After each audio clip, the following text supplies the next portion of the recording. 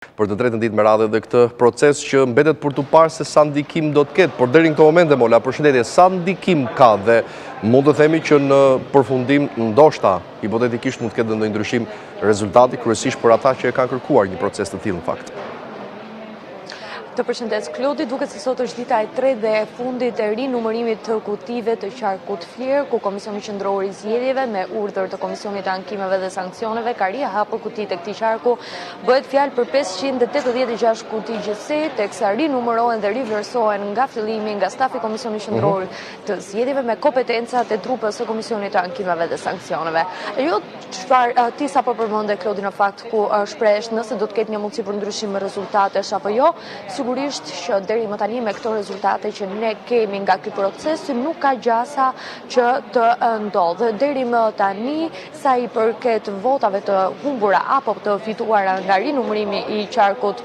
Fier, nga 483 kuti nga 586 gjithsej, Partia Demokratike Aleanca për Shqipërinë Madhështore ka humbur deri më tani nga rinumërimi 111 vota. Lëvizja Bashk 10 vota.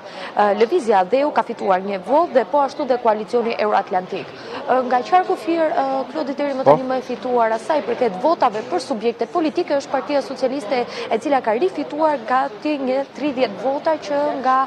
rinumërimi dhe ndryshe nga zgjedhjet e 11 majit. Pra duket se kemi me një plus Partinë Socialiste, por ndryshe shi situata në fakt në listën e kandidatëve të cilët kanë ngaruar në listat preferenciale. Ndërkohë Nisma Shqipëria BE, e cila pretendonte dhe që të merrte një mandat në qarkun e Fierit me një diferencë për 516 votash nga zgjedhjet e 11 majit, ka humbur deri më tani 8 vota, ndërkohë që partitë e tjera lëvizin me 2 vota plus ose 2 vota minus me përjashtim të Partisë Socialdemokrate, e cila ka fituar 7 vota. Ndërkohë, ajo çfarë është interesante në fakt, Klodi, janë vota të cilat janë humbur apo fituar nga kandidatët me listat e hapura, kur kemi edhe një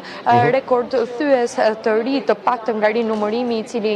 ka humbur më së shumti vota, është i pari që ka dalë në listën e hapur në qarkun Fier të Partisë Socialiste, zoti Cenoklosi, i cili ka humbur deri më tani nga rinumërimi 925 vota. Këtu bëhet fjalë për disa kuti ku ai nuk ka humbur asnjë votë, ndërkohë në kutitë të tjera ka humbur diku tek 50 apo te 40 vota. Ndërkohë Klevis Jahaj po nga Partia Socialiste ka fituar afro 500 vota, gjë që është ndryshe nga ajo çfarë shohim me Cenoklosin. Ndërkohë kandidatët e tjerë në listat e Partisë Socialiste kanë rifituar apo humbur diku tek 20 vota, ndërkohë e njëjta situatë duket edhe në koalicionin Partia Demokratike Aleanca për Shqipërinë Madhështore, ku kemi një prej kandidateve e cila ndonë se nuk ka arritur të marrë një mandat për shkak të votave për subjekte politike, Silva Hasajt janë hequr nga rinumërimi 689 vota ndryshe nga 11 maj. Pra duket se kemi lëvizje me shifra shumë më të larta se Tirana në qarkun e Fierit. Ndërkohë edhe Gentian Çela, një prej kandidatëve të tjerë në listat e Partisë Demokratike, ka humbur 209 vota, ndërsa Ledion Çala ka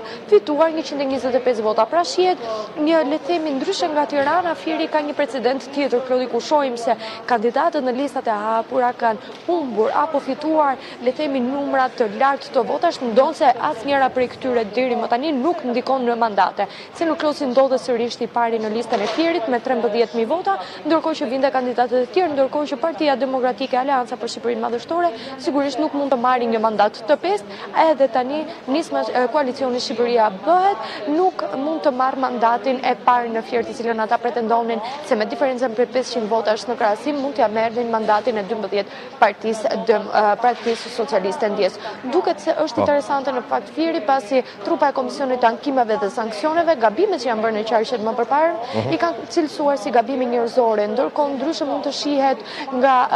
ky rinumërim i këtij qarku, Klodi, ku kemi diku tek lëvizje 500 apo 1000 votash, dhe do të shikojmë nëse do të ketë, le të themi, raste për kallëzime penale ku i duhet trupës së Komisionit të Ankimeve dhe Sanksioneve për të vënë në lëvizje kryekomisionerin Ilirian Celibashi dhe për ta dërguar për hetim të thelluar më tej. Pra mbetet për tu parë Klodi, ndërkohë që kanë mbetur rreth 100 kuti për të numëruar dhe pritet që procesi të përfundojë plotësisht gjatë ditës së sotme për të nisur ditën e nesërme me qarkun e fundit që është i Durrësit. Po, është i Durrësit, do të numërohet i gjithë Mola apo pjesërisht? Cili është vendimi i Komisionit Qendror të Zgjedhjeve, i institucioneve që Po. Durrësi në fakt Klodi është ndryshe nga Tirana dhe Fieri, është i ngjashëm me qarkun e Elbasanit, por jo tamam, pasi Durrësi do t'i hapen KZ numër 21 dhe 22, ndërkohë dhe 160 kuti të tjera, të cilat janë kërkuar nga një prej kandidatëve në listë të hapur përkatësisht zotit Aulon Kalaja. Ndërkohë, Durrësi ndryshe nga të gjitha qarqet e tjera do t'i hapen edhe kutitë e diasporës, një gjë vendimi kas në fakt i cili nuk ka përkuar me Tiranën, Fierin apo Elbasanin, ku janë hapur vetëm votat në rang vendi, ndërkohë që Durrësi do të jetë i vetmi ku do të rivlerësohen edhe një herë kutitë e diasporës, të cilat kanë shkaktuar jo pak debate gjatë zgjedhjeve të 11 maj. Mbetet për të parë se cilat do të jenë lëvizjet e Durrësit dhe nëse do të ketë lëvizje të mjaftueshme për të cilësuar si të mundshme për ndryshim mandatesh, duket se Tirana dhe Fieri nuk po sjellin pra këtë fenomen, por sigurisht mbetet për të parë nëse Komisioni i Ankimeve dhe Sanksioneve do të dërgojë raste për kallëzim penal dhe për hetime të mëtejshme nga prokurorit. Pra kjo është interesante, Klodi, pasi ende nuk kemi një mbledhje të mirëfillt dhe të vendimeve të kasit, të cilat pritet që të mbahen për të katra qarqet, pra për Elbasanin, për Tiranën, për Fierin dhe për Durrësin. Mbetet për të parë nëse do të mbahen javën e ardhshme, ku do të merret edhe një vendim që do t'i hap rrugë ankimimit në Kolegj Zgjedhor, por gjithashtu edhe pas Kolegj Zgjedhor do t'i hap rrugë dhe kryekomisionerit Ilirian Celibashi për të certifikuar jo pak, por rreth 70 mandate që kanë mbetur pa u certifikuar. Qartë, Mola, faleminderit për detajet, punë të mbarë për ty.